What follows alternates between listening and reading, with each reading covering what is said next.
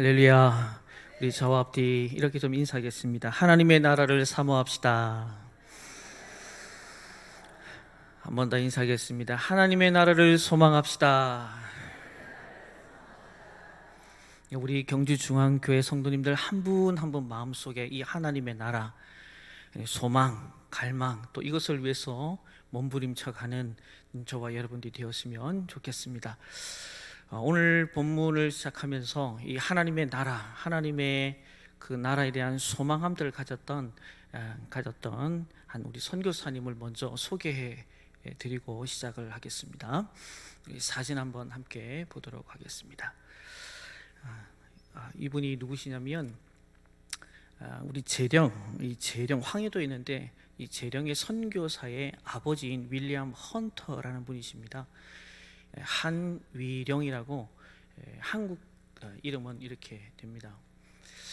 한국의 선교를 위해서 만주 땅으로 오셔가지고 거기서 복음을 전하시다가 신사참배의 반대건으로 인해서 1941년 10월 달에 일본에 의해서 체포가 되게 됩니다. 그분에 관한 이제 일화가 있는데 한 번은 여기에 관련되어서 소장실에 한번 불려가게 됩니다. 그래서 단도직입적으로 일본 순사가 그 소장에게 이렇게 이야기를 꺼냅니다. 미국으로 가고 싶은가? 이 말을 딱 던집니다. 그 얘기에 조금도 주저하지 않았던 윌리엄 헌터는 이렇게 얘기를 했답니다. 나는 나의 조국 미국을 사랑합니다. 그러나 하나님께서 뜻이 있어 계획이 있어서 이 땅에 또 이 백성 가운데 나를 보내신 이 나라를 버리고 저는 결코 떠날 수 없습니다 라고 그는 그 질문에 이렇게 단호하게 선택하며 이 얘기를 꺼냈다는 일화가 있습니다. 여러분, 순간의 선택이 10년을 좌우한다. 이 문구, 광고의 문구도 있는데 신앙 안에서의 이 선택은요 10년이 아니라 한번 따라합시다. 영원입니다. 영원입니다. 10년이 문제가 아닙니다. 이 영원을 좌지우지하는 부분들이다라는 사실들이죠. 오늘 우리가 함께 읽었던 이 본문에도 보시면 이 영혼에 관한 이 선택의 순간들이 이 그림처럼 쫙 펼쳐져 있는데요. 오늘 본문의 배경은 어디를 볼 수가 있냐면 예수님께서 이제 갈릴리의 사역을 잘 마치시고 십자가를 지시기 위해서 예루살렘으로 가던 중에 있었던 본문의 내용입니다. 예수님께서는 그동안 참 많은 이적과 기적들을 펼치셨습니다.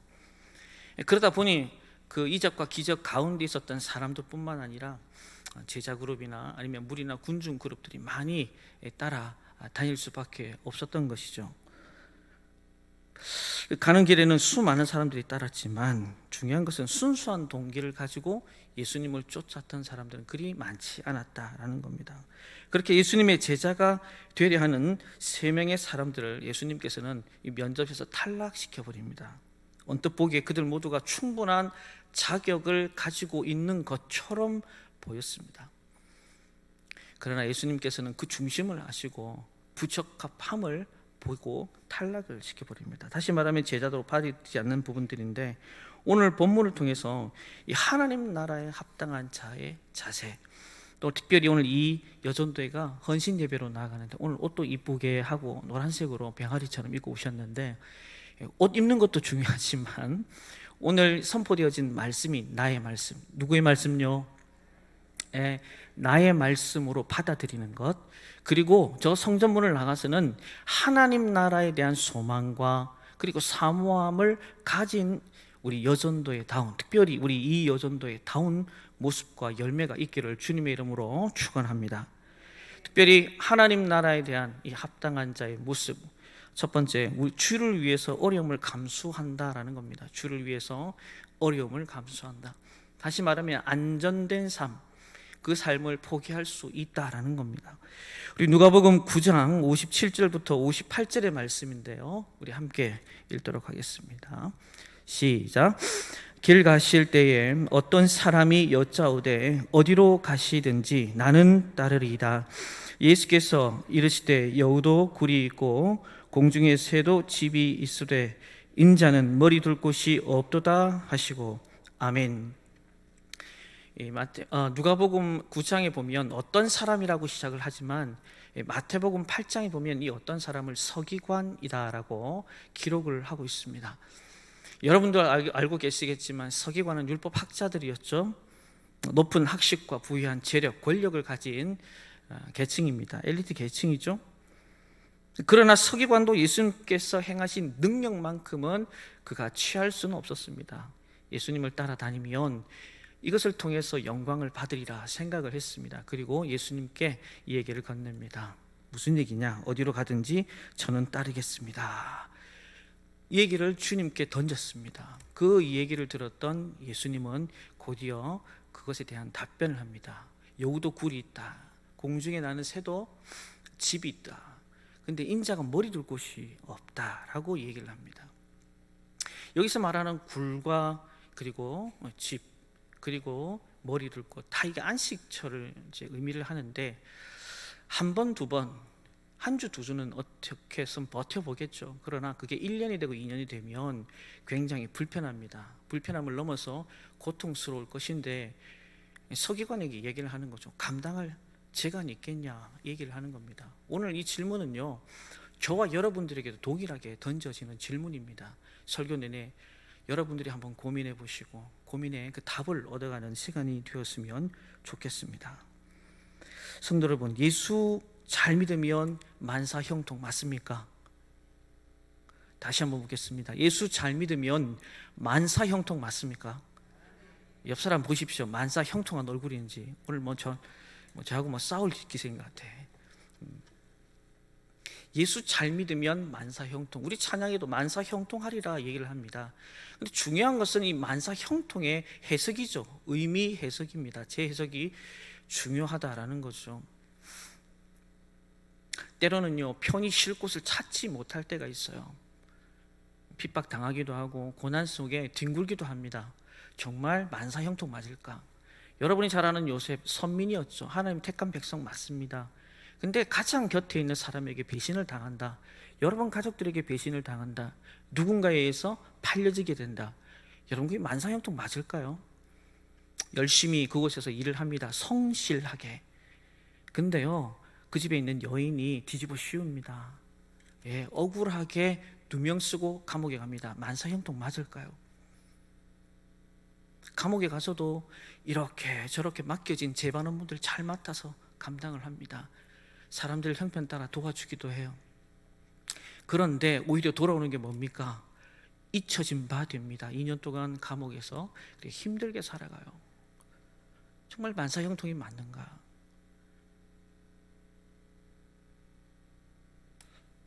여러분, 스데반은 또 어떻습니까? 돌에 쳐 죽임을 당하는. 근데 그 과정은요, 실로 우리가 본받아야 할 과정입니다. 복음을 들고 유대인들에게 예수가 누군지, 그분이 왜 오셔야 했는지, 오셔서 뭘 해야 하는지, 그러나 그 모두 이를 갈았다 이랍니다. 이만 간 게 아닙니다. 마음에 있는 것을 표출합니다. 돌을 들고 던집니다. 그게 의라라고 생각을 했던 것 같습니다. 거기에서 스데반은 죽었어요. 세례 요한은 목배임을 당했습니다.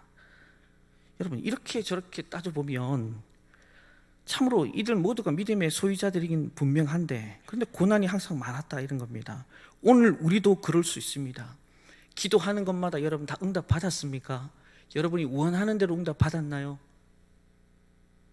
어떤 때는요, 절망과 낙심의 나락에 떨어질 때가 있잖아요. 아무도 도와주지 않는 것 같습니다. 딱 나 혼자 거기에 덩그러니 떨어져 있는 것만 같아요. 그래도 예수님은요, 제가 되겠다고 온 사람이라면 그런 어려움은 감수하고라도 기꺼이 나를 따를 것인가를 물으신 거예요. 예수님은요, 굉장히 오늘 본문에 보니까 저돌적이십니다. 왜 이렇게 저돌적일까? 우리가 궁금할 수밖에 없어요. 버릴 것은 과감하게 버려야 한다라면서 계속적으로 몰아붙입니다. 마가복음 10장 29절부터 30절 말씀인데요, 함께 읽도록 하겠습니다. 마가복음 10장 29절부터 30절 시작. 예수께서 이르시되 내가 진실로 너희에게 이르노니 나와 복음을 위하여 집이나 형제나 자매나 어머니나 아버지나 자식이나 전토를 벌인 자는 현세에 있어 집과 형제와 자매와 어머니와 자식과 전토를 100배나 받되 박해를 겸하여 받고 내세의 영생을 받지 못할 자가 없느니라. 아멘. 과감하게 버려야 된다. 뭐까지 버려야 되냐? 여기 보면 집, 형제, 자매, 그리고 아버지, 어머니, 자식, 전토. 이 말은 우리가 다 내려놓아야 된다라는 얘기입니다. 근데 이것만 있으면 얼마나 불행할까요? 오늘 본문에 보니까 받되 그러나 버리면 중요한 것은 받을 수 있다라는 이 과정들을 우리가 잊지 말아야 됩니다. 현세는 100배나 받고 내세는 영생을 얻게 된다. 이 말씀이 실은 우리가 버려야 할 것에 대해서 큰 위로가 된다라는 사실입니다. 여러분, 신앙생활 하면 때로는 죽을 고생을 할 때도 있습니다. 아마 이 자리에 지금 죽을 고생을 하고 있는 분도 계실지 모르겠습니다. 남들에게 말하지 못한 이 고난 속에 허우적대는 분들도 제법 있을 겁니다. 이 고생과 고난, 이것만 보면 신앙생활 우리가 어떻게 하겠습니까? 십자가만 보면 어떻게 신앙생활을 할 수가 있겠습니까? 바로 부활, 그 영광이 저와 여러분의 것이 된다라는 사실이 오늘도 힘들고 지치고 피곤하고 주님께서 내버려라, 던져라, 나를 바라보고 따라와라, 그 위로가 바로 거기에 있다는 사실들 잊지 마시기를 주님의 이름으로 축원합니다. 어느 여집사님이 남편이 건축자재 공장을 하고 있었는데 이 사업이 자꾸 어려워져요. 공장 마당에 한 500평 정도가 되는데 그곳에 자꾸 재고가 쌓이기 시작합니다. 여러분, 재고가 쌓인다는 건 뭘 말할까요? 빚이 그만큼 는다는 얘기 아니겠어요? 빚이 느니까 회사의 직원들한테 월급 줄 게 있겠습니까? 그러니까 회사는 회사대로, 또 직장 안에 직원들은 직원들대로, 집안은 집안대로, 무엇보다도 신앙생활이요 엉망진창이 돼버리기 시작하는 거예요. 그러니까 그걸 옆에서 지켜보던 그 여집사님, 그 부인 되신 여집사님께서 하나님 앞에 기도합니다. 하나님, 제가 40일 작정하고 또 하나님께서 내 남편의 신앙도 회복시켜 줄 뿐만 아니라 신앙 너머에 우리 이 사업장을 하나님께서 일으켜 세워만 주십시오. 내 남은 인생 주님의 나라와 의를 위해서 헌신 봉사하겠습니다. 그렇게 해서 계속 기도합니다. 기도를 하는데 마음의 불안보다는 평안함이 더 오는 거예요. 그리고 성령의 세미한 음성을 듣습니다. 계속 물건을 만들어도 돼. 그 음성이 들리더라는 겁니다. 그래서 남편에게 계속 얘기를 합니다. 기도 중에 하나님의 음성이 이러하고 그래서 계속 물건을 만들었으면 좋겠다. 남편은 계속 찍어냅니다. 40일 작전 기도가 끝났어요. 그리고 그 기간이 한 일주일쯤 지났을 때 여러 곳에서 빗발치게 전화가 오기 시작합니다. 정부가 또한 건축 경기 부양책을 내놓으면서 만들었던 재고품들이 다 소진됩니다. 그리고 내내 그 공장을 돌려가지고 또 그 제품을 찍어 만들 수 있게 되었다고 합니다. 기적 같은 축복을 받고 집사님 부부도 눈물을 흘리면서 교회에 간증을 하고 남은 인생을 헌신하면서 살았다는 얘기를 들었습니다. 여러분, 걱정만 하고 계십니까? 하나님께 맡기시기를 주님의 이름으로 축원합니다.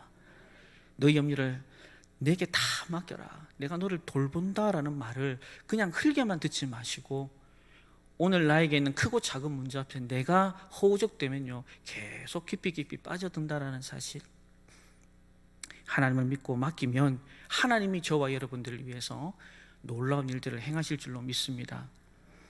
그리고 내가 주님을 위해 할 일이 뭔가를 생각하라는 겁니다. 그런데 우리가 안타까운 것은 생각하는 것에만 그칠 때가 많다라는 사실이죠. 뭘 해야 된다? 행동으로 옮겨야 된다라는 사실입니다.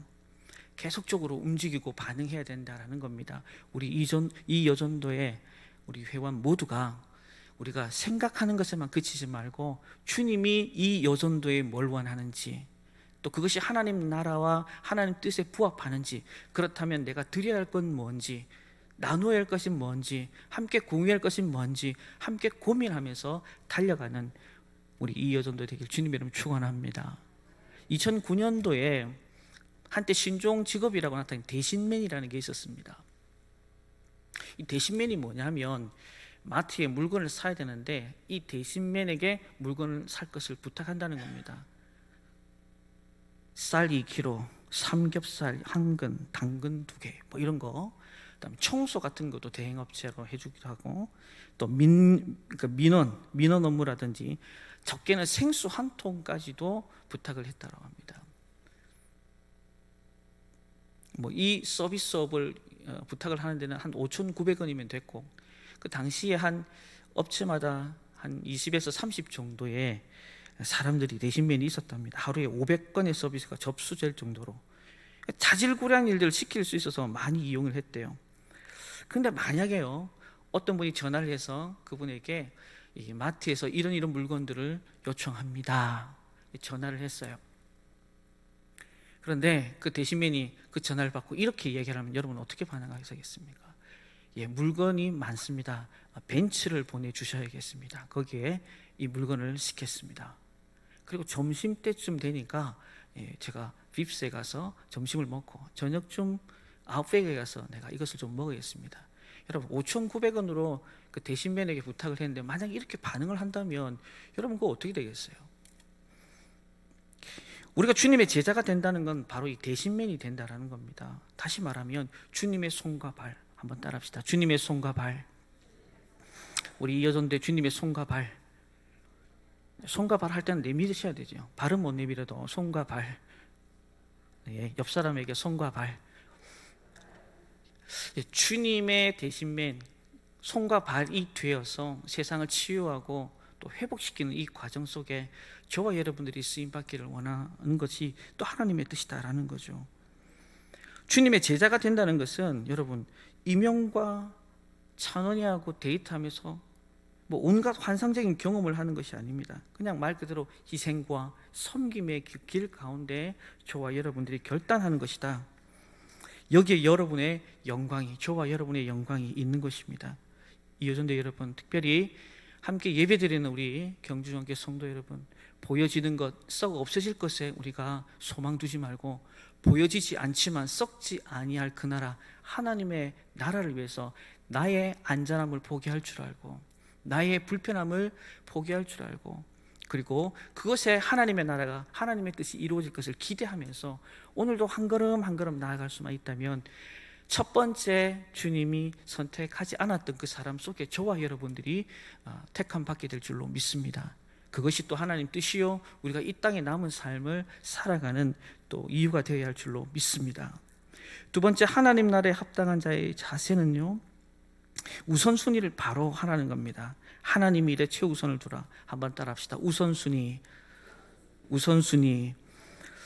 자, 누가복음 9장 59절부터 60절 말씀인데요, 우리 함께 읽도록 하겠습니다. 시작. 또 다른 사람에게 나를 따르라 하시니 그가 이르되 나로 먼저 가서 내 아버지를 장사하게 허락하옵소서. 이르시되 죽은 자들로 자기 죽은 자들을 장사하게 하고 너는 가서 하나님의 나라를 전파하라 하시고. 아멘. 여기 두 번째 사람입니다. 또 다른 사람에게. 이제는 예수님께서 먼저 말씀을 합니다. 첫 번째 사람은 본인이 이야기했는데 여기서는 보니까 예수님이 먼저 얘기를 하십니다. 근데 여기 누가가 왜 이 두 가지를 기록했을까? 예수를 따르는 삶에서는 자발적인 부분도 있겠지만 예수님의 강권하심도 있을 수 있다라는 사실들을 말하고 싶은 겁니다. 그래서 이제 나를 따르라 했는데 중요한 것은 그가 뭐라고 계속 이어서 합니까? 먼저 가서 내 부친을 장사하게 하고 난 뒤, 이렇게 덧붙여 얘기를 합니다. 근데 부친은 현재 죽은 상태가 아닙니다. 죽었다 그러면 이 자리에 없었겠죠. 오늘 내일 죽음을 앞둔 상황이다라는 겁니다. 그러니 지금 주님을 따르면 이 아버지의 상황을 어떻게 우리가 할 수 없다, 장례 치를 수 없다라는 입장입니다. 근데 우리 주님의 입장은 굉장히 단호합니다. 거기 보시면 죽은 자들로 자기 죽은 자들을 장사하게 하고 너는 가서 하나님의 나라를 전파해라. 굉장히 예전에 우리가 생각했던 주님의 모습하고는 또 다른 모습들을 우리가 본문에서 발견하는 것을 알 수 있어요. 여기서 말하는 첫 번째 죽은 자는 누구일까요? 믿지 않는 자들이겠죠. 두 번째 죽은 자들은요, 시신입니다. 그들에게 맡기라 이 말인 겁니다. 우리나라도 그렇지만 이 유대인들에게 있어서 장례 문화 풍습은요 대단히 엄격합니다. 제대로 치르자면 불효자로 낙인 찍힐 정도입니다. 유대 관습을 수록한 책 메길라에 보면 유대인의 절기, 그 다음에 예배, 할례 의식의 수준보다 이 장례 의식에 대한 굉장히 관심을 많이 가지고 있습니다. 그걸 주님이 몰랐다? 아닙니다. 너무너무 잘 알고 계셨습니다. 그럼에도 왜 주님은 이렇게 강력하게 이 부분들에 대해서 말씀하고 있는가? 그 당시의 상황을 좀 우리가 돌아보면 이렇게 알 수 있을 것 같습니다. 그러니까 제가 서두에 말씀드렸지만 예수님께서 지금 여기에 계시는 곳은 공생의 기간을 거의 마무리하시면서 매듭을 지어가는 3년의 마지막 해가 됩니다. 모름지기 제자라면 예수의 가르침을 단 하루라도, 매분 매초라도 놓치면 안 됩니다. 이것은 한 사람을 위한 유익이 아니라 전 인류를 위한 유익, 특별히 영혼 구원과 관련된 것이기 때문입니다. 그런데 장례를 치르면 기본적으로 7일이 걸리는데 이 7일 동안 그 사이 주님의 경우는 놓칠 수 있다 이 말입니다. 한마디로 제자들이 이런 긴박감을 가져야 했습니다. 예수님은 수년 동안 이 땅에 머물 뿐이 아니셨습니다. 그분은 이따가 승천하셔야 됐습니다. 상황이 이럴진데 아버지의 장례 중요하죠. 그리고 가족들과의 이별, 작별도 중요하지만 당장 십자가에 돌아가실 그 주님을 생각해 보면 다가오는 예수님에게는 그들을 기다려줄 시간이 없다 이겁니다. 지금 당장 주님을 따르는 것이 장례식보다 작별하는 것보다 더 중요했다라는 겁니다. 성도 여러분, 하나님 나라에 합당한 자가 어떤 자라고 제가 말씀드렸습니까? 바로 우선순위에서 밀리지 않는 자들이 하나님 나라에 합당하다 말씀드렸습니다. 어떤 선교사님들이 헌신을 하면서 삶을 드리게 되는데 그분이 선교사로 헌신하였던 이유가 형님 부부가 부모님을 잘 모셨다고 합니다. 그래서 나머지 선교사의 그 나라에 그 지역에 가기 위한 준비들을 다 마무리를 하고 출국을 앞두고 있었습니다. 근데 한 통의 전화가 걸려옵니다. 비보였습니다. 형님, 내가 교통사고로 세상을 떠났다라고 얘기를 했습니다. 그 선교사님 입장에서는 굉장히 갈등이 됐습니다. 부모님을 두고 떠나야 하느냐, 아니면 부모님이 돌아가실 때까지 선교의 사역을 미뤄야 하느냐, 여기에는 딱히 정답이 있을 수가 없겠습니다. 근데 그 선교사님은 하나님께 부모님을 맡깁니다. 그리고 과감하게 또 선교의 사역을 위해 떠났다고 합니다. 성도 여러분, 신앙생활이 가장 힘들고 어려운 이유가 뭘까요? 그것은 바로 우선순위가 꼬이기 때문입니다. 신앙생활이 가장 힘든 이유가 뭐냐면 우선순위가 꼬이기 때문이라는 사실. 어떤 것을 먼저 선택하느냐, 여기에서 바로 그 사람의 가치관이 드러나게 되는 거죠. 그래서 하나님 아니면 세상. 그런데 오늘 본문에서 보면 이 예수님께서 그런 부분에서 굉장히 단호하셨다라는 겁니다. 자, 이러한 우선순위에 대한 부분들은 또 성경 곳곳에 등장을 하고 있는데 마태복음 16장 23절에도 예수님의 입장을 우리가 살펴볼 수가 있겠습니다. 우리 16장 23절 말씀인데요, 함께 읽도록 하겠습니다. 23절입니다. 네, 제가 읽어드리겠습니다. 예수께서 돌이키시며 베드로에게 이르시되 사단아, 내 뒤로 물러가라. 너는 나를 넘어지게 하는 자로다. 내가 하나님의 일을 생각하지 아니하고 도리어 사람의 일을 생각하는도다 하시고. 아멘. 마태복음 16장 23절은 여러분들도 잘 알고 있겠지만 바로 베드로를 책망하는 내용이 있습니다. 근데 책망하기 전에 마태복음 16장 16절에는 여러분도 잘 아시는 내용이 있습니다. 바로 예수님께서 제자들에게 너희는 나를 누구라느냐 라는 그 질문에 베드로가 주는 그리스도시요 살아계신 하나님의 아들이십니다 라고 명확하게 그 질문에 대한 답을 건네고 있습니다. 오히려 칭찬을 받고 굉장히 예수님도 흐뭇해 하셨다라는 내용입니다.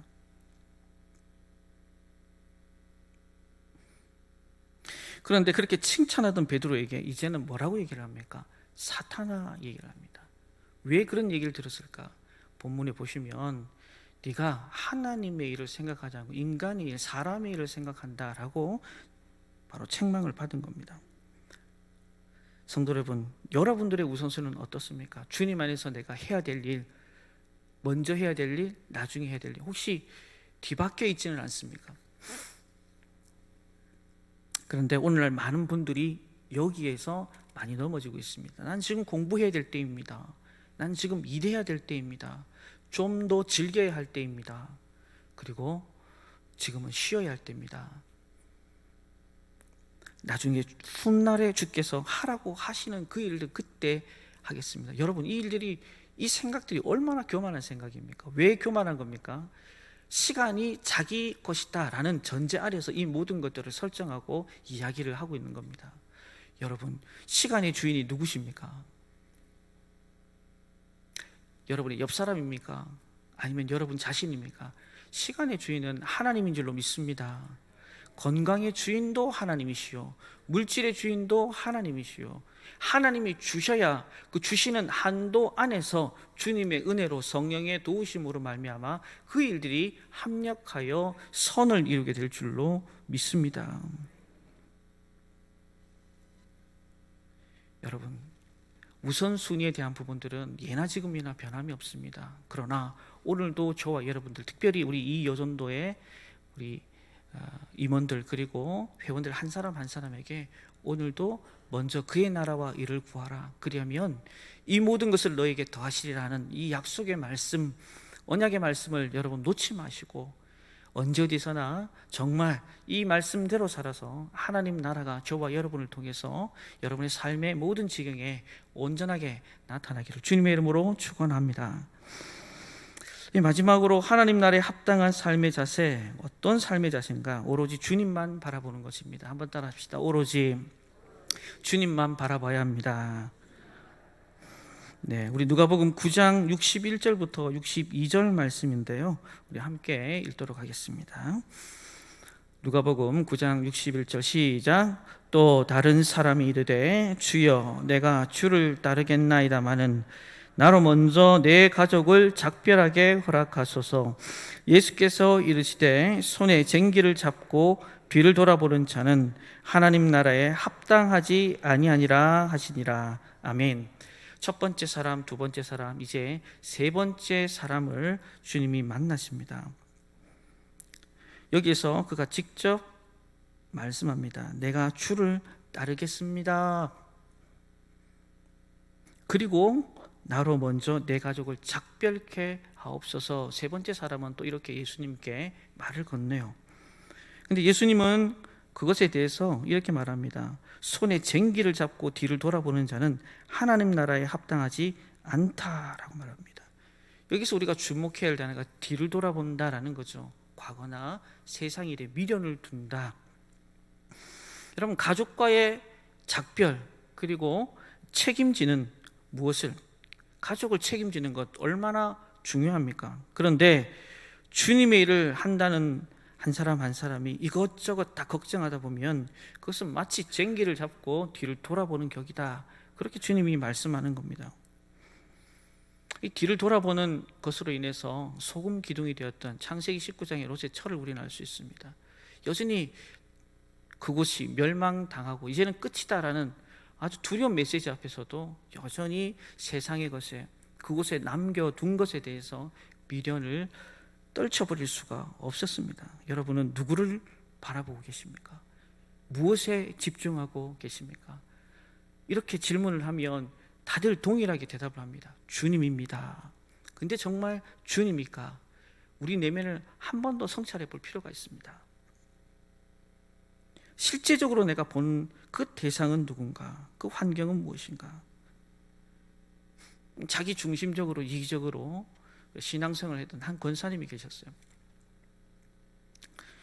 근데 어느 날부터 몸이 시름시름 아픈 거예요. 식욕도 없고 먹었던 것들도 소화도 안 되고 몸이 자꾸 말라갑니다.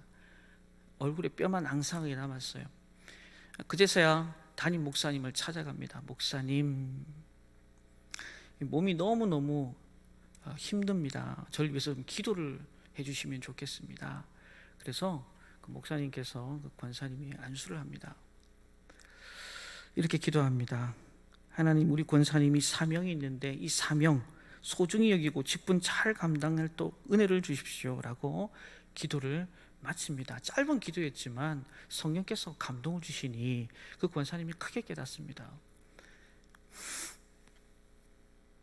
그리고 주님의 일을 하기로 결심을 합니다. 예배부터 회복을 시키고 전도하고 모든 공예배 그리고 모임에 적극적으로 참여하기 시작합니다. 가장 열심을 들였던 것이 바로 이 전도인데 6개월 만에 20명을 전도를 합니다. 놀라운 것은 그렇게 주의 일들에 자꾸 포커스를 맞추니 몸이 회복되기 시작합니다. 몸에 살도 붙고 얼굴에 화색도 돕니다. 완전히 딴 사람이 됐어요. 주님을 바라보고 자신의 인생에 있어서 우선순위가 뭔지 회복하게 되니까 하나님께서 부어주시는 은혜가 그에게 있었다라고 간증을 들었습니다. 성도 여러분, 주님은요, 내게는 너가 알지 못하는 무엇이 있다? 양식이 있다. 그 양식을 주님은 뭐라고 표현했냐면 사명이다라고 했습니다.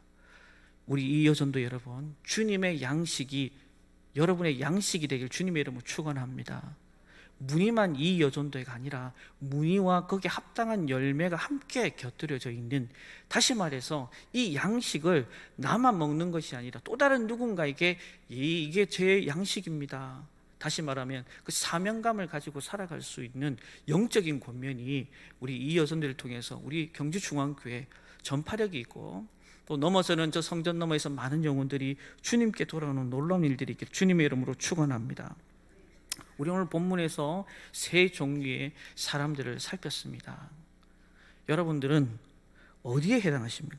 한 경우에 해당하는 분도 있고 세 경우 다 해당하는 분들도 있을 것 같습니다. 예수님의 제자로 산다는 게 여러분 쉽던가요? 절대 쉽지 않습니다. 성경 곳곳에는 주님의 자녀로 살아라, 제자로 살아라, 성장해야 되고 성숙해야 된다, 얼마나 많은 말들을 하는데요. 근데 여전히 교회는요, 여전히 세상은요, 여전히 이 땅은요 어두워요. 그렇다면 어떻게 해야 된단 말입니까? 하고 마음이 불편할 수도 있어요. 또는 이제 신앙의 자세를 새롭게 해야 되겠다, 마음 먹을 수 있단 말입니다. 그런데 그렇게 다짐해도 시간이 지나면 우리는 세 명의 제자에게 예수님께서 하신 그런 말씀을 다시 듣게 될지도 모르겠습니다. 문제가 도대체 뭡니까? 분명히 문제가 있는 거예요. 그 문제, 바로 하나님 나라의 긴박성에 대해서 이해도 없고 실제적으로 느끼지도 못한다라는 부분입니다. 그래서 예수님의 제자로 산다는 게 뭔데? 그렇게 살면 뭐가 어떻게 되는 건데?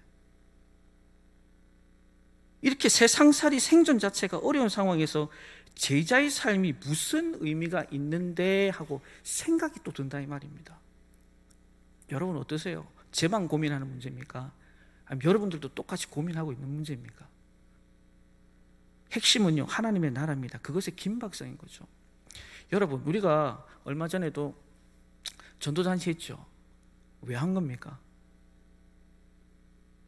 그냥 매년 하는 행사로서 그렇게 해서 교회에서 하라고 해서 여러분이 한 겁니까? 동참한 거예요? 저는 아니라고 믿습니다. 거기에 동참하는 사람들 한 분 한 분이 바로 이 종말론적 신앙관이 명확한 분들이에요. 왜? 우리는 다 한 번 왔다가 어떻게 된다고요? 영원히 삽니까? 한 번 죽는 건 사람에게 정해진 거고 그 이후에는 심판이 있다 그랬어요. 그 사실을 명확하게 알기 때문에 그냥 내비두면 안 된다 이 말입니다. 곁길로 간다 이 말입니다. 그냥 사단이 밥에 대고 스올과 음보로 갈리는 명확하게 보이니, 다시 말하면 하나님의 나라로 꽉 차 있어요. 긴박한 겁니다. 우리 얼마 전에도 고 임 집사님 장례식을 치렀어요. 누가 그렇게 황망하게 가실 줄 알았습니까? 많이 기도하고 또 하나님의 뜻이 있겠지만, 여러분 이게 저와 여러분의 인생이고, 한 번 죽는 것은 사람에게 모든 인류에게 정해져 있는데 여기에 대한 분명한 긴박함, 긴급함을 깨닫는 사람은 가만히 있을 수가 없어요. VIP 초청장이 끝났으면 끝난 건가? 아니죠. 아직도 수없이 많은 사람들이요 스올과 음보로 달려가고 있는데 여전히 우리는요, 우리만 여기에만 집중하고 치중하고 아니다 이 말입니다. 주님이 이제 십자가를 져야 되는데 이런저런 연유로 이유로 복음이 빨리 전파돼야 되는데 예루살렘과 온 유대와 사마리아까지 동시다발적으로 빨리빨리 퍼져야 되는데 회개하 천국이 가까웠다는 이 메시지가 귓전을 때리고 가슴을 치며 애통해하는 놀라운 일들이 여기저기에서 일어나야 되는데 가만히 있고 잠잠한 거예요. 오늘 헌신 예배 드리는 우리 이여전도 여러분, 헌신이란 단어는 나를 번제로 드린다는 겁니다. 다시 말하면 나를 태워가지고 내 안에 나는 없는 거예요. 옷도 이쁘게 입는 거 좋습니다. 연합하는 모습 좋습니다. 이번 헌신을 통해서 하나님 나라가 내 속에 쑥 담따라합시다. 하나님 나라 쑥 초등부 같네, 그렇죠? 쑥 들어와야 돼. 그리고 긴박함을 늘 간직하면서 금쪽이 찾았으면 계속 돌아봐야 됩니다. 이번에 남성계 체육대 가니까 손필모 집사님 오셨더라고. 너무너무 감사하더라고요. 여러분들의 수고와 애씀과 하나님 나라의 긴박함들을 알고 시간 들이고 물질 들이고 뭘 쏟아서라도 데리고 와야겠다, 앉혀놔야겠다, 복음 듣게 해야겠다, 이런 절박함들이 있으니 그 영혼이 붙는 겁니다. 사는 겁니다. 저 우리 경주중앙교회가 VIP 끝났다고 여기서 멈추지 말고 하나님 나라가 언제 우리 가운데 임할지 모르는데 그 긴박함들을 가지고 저와 여러분들이 첫 번째 사람도 아니요, 두 번째 사람도 아니요, 세 번째 사람도 아니요, 몇 번째 사람? 몇 번째 사람? 오늘 설교 제목이 네 번째 사람. 네 번째 사람이 되길 주님 이름 축원합니다. 진짜 제자 되어서 이제는 경주중앙교회 보니 참 이런 교회 없네, 그 성도들 보니 정말 믿을 만하네, 여기에 내가 새 가족들 다 보낼게, 살리고 세우고 지역 살리고 세계를 품은 우리의 비전을 온전히 성취하실 주님의 이름으로 축원합니다. 우리 모두가 네 번째 사람 이제 결단하고 다짐해서 이 종말론적인 신앙, 하나님 나라의 긴박함들을 가지고 우리의 가정, 직장, 삶의 모든 영혼들이 주께 돌아오길 간절히 소망하며 복음 안에 온전히 세워져가는 저와 여러분들 주님의 이름으로 축원합니다. 하나님 아버지,